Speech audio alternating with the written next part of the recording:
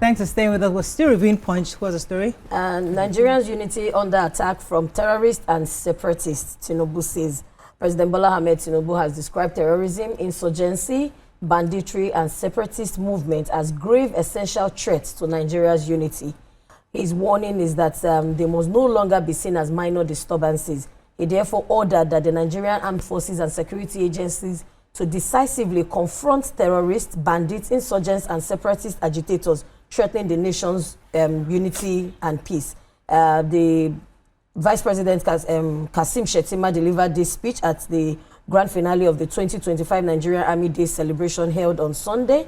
He also said that the president has said that the military has their full backing and they should act without fear or hesitation. To the officers and Nigerians and the soldiers of the Nigerian Army, I say this with absolute clarity. The time to rise is now. You have my full authorization and the trust of the Nigerian people to confront and defeat those who seek to undermine our nation and its peace and safety. You have my confidence, you have my support, and you have my and you have my prayers, says President Bola Ahmed Tinubu. So that is not enough. I'm sorry, Mr. President. We've been hearing this since Jonathan's time. Every president has assured us over and again. So they need more than assurances, they need more than prayers, they need actual work to do, and the utensils, the equipment to use. And we're just tired of the rhetoric, but we hope that indeed that these guys are given the support they need. But go ahead. Yeah, I have, they say at least 10 Nigerian states collectively increased their domestic debt by 417.7 billion naira year on year, despite a significant rise in revenue allocations from the Federal Account Allocation Committee, which we all know as FAC.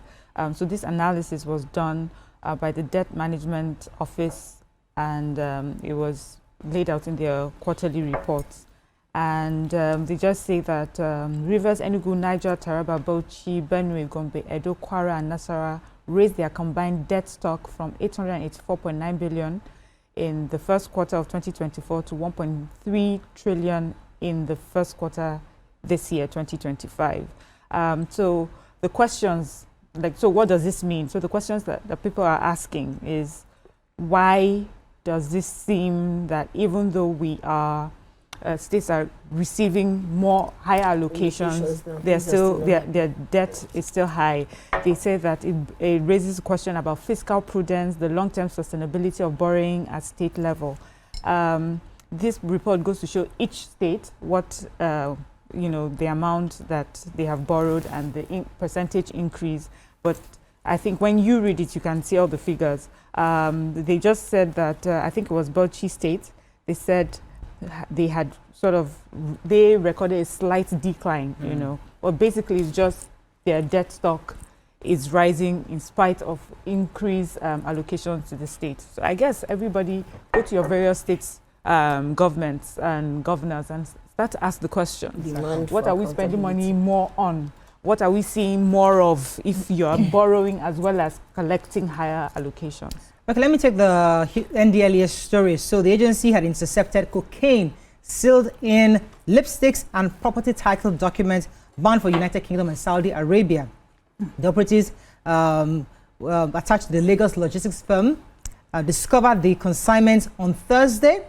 A statement by the anti-drug agency on Sunday indicated, he said that a total of 420 grams of cocaine were hidden in 84 pieces of factory-fitted female lipsticks heading to the UK. While 280 grams of drugs were also found inside a certificate of occupancy. How do you do that? Being sent to Saudi Arabia. I thought certificate of occupancy is a document. Yeah. So how is that? It's a fact. So that's how NDLEA saved the life of that one going to Saudi. I'm saying they would have just beheaded the person in that country. Moving on to Daily Sun. God help us. God help us. So. Concerns rise as Nigeria's fintech startup failure surges. H2, that's FG faces 8.5 trillion naira borrowing gap amid soaring debts. 2027 pressure mounts on Obi to run as Articles VP. BK urges Nigerians to pray for Tinubu. 39 die, 3 injured in Kano, Lagos, Ogun road crashes. NLC threatens mass action over economic hardship, insecurity, and local government fund diversion. Okay, which story are we starting with, Son? Black Sunday in Lagos, Kano, as 29 die in auto crashes. And it was a Black Sunday in Kano and Lagos respectively, as 29 people were killed in 2 separate road disasters, while 21 passengers died in Kasuwa Dogo, Dakar-Stale, along the Kano-Zaria road. 8 persons lost their lives in the Badagry area of Lagos State.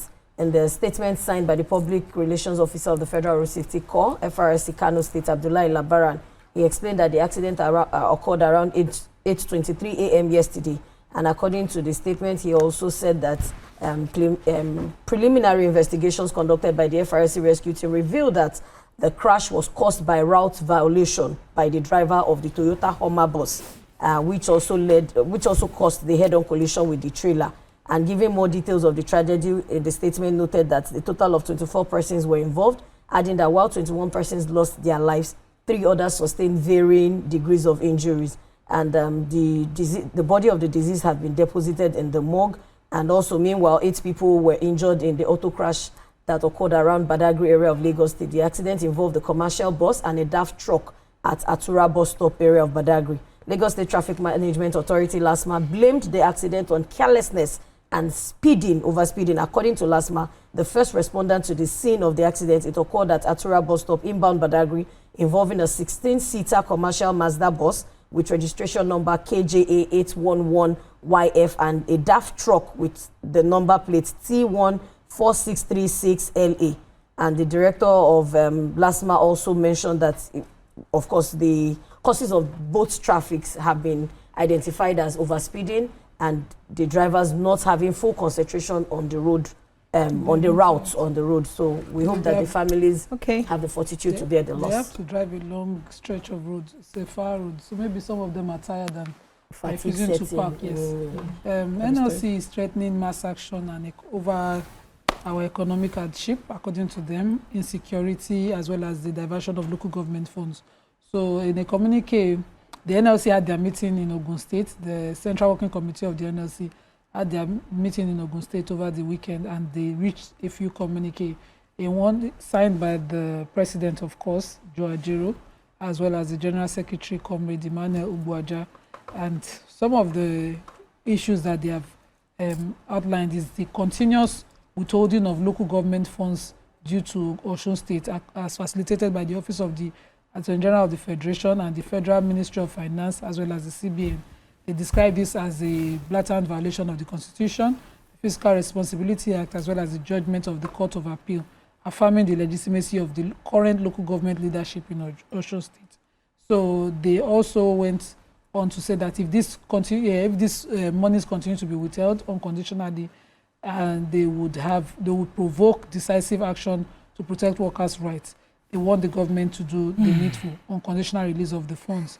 They also said that unless government and security agencies act, the looming threat of famine due to farmers' inability to access their land would worsen food inflation in the country, asking that something needs to be done around the area of security immediately.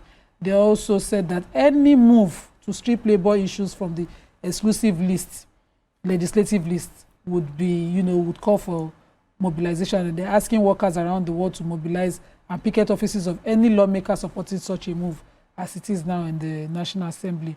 They also reaffirmed their support for local government autonomy and genuine fiscal federalism, electoral reforms, and the stronger leadership recruitment process to check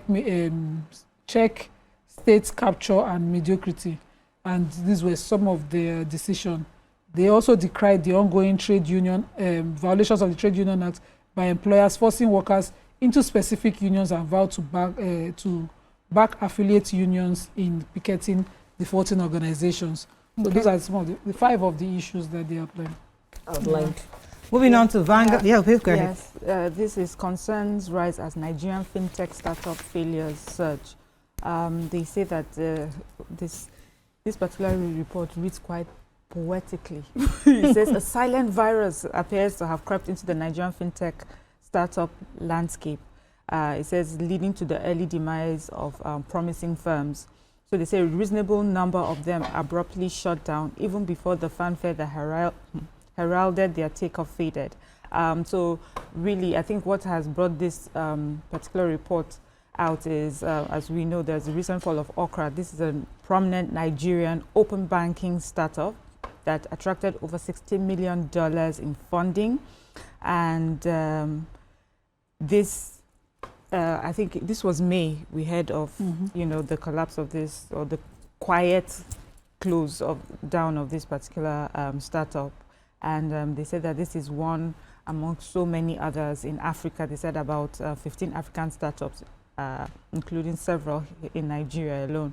And they said that this trend, is quite concerning, and people are questioning what could be the reason for this. They said that there's been significant decline in venture capital deals for African fintechs between 2022 and 2024. So this led to falling overall investment in African startups. They said this drought left many promising startups running out of money, struggling to secure essential follow-on rounds. There are just so many other things, that they mentioned could be the reason why the startups are failing. I remember, I think it was on X, I was reading a post made by Iroko TV CEO, I think the husband of the CEO, and he was just talking, yes, how tough it has been. It was quite a promising startup, but they're saying that in comparison to other startups just like them in other continents, we're doing much better. There's just so many things that are affecting us here in Africa, especially in Nigeria, with our changing policies, lack of funding and things like that. It's just quite concerning, as we have a lot of our young people, especially in the tech industry, just coming up with startups like this. So what this would mean is that a lot of investments will be going away from us, Africa or Nigerian companies like that. So I just hope we are able to sort this out. Unfortunately, that's all we can take on Front Page Review this morning. When we come back, on to our hot topic of today. Stay with us. We'll be right back.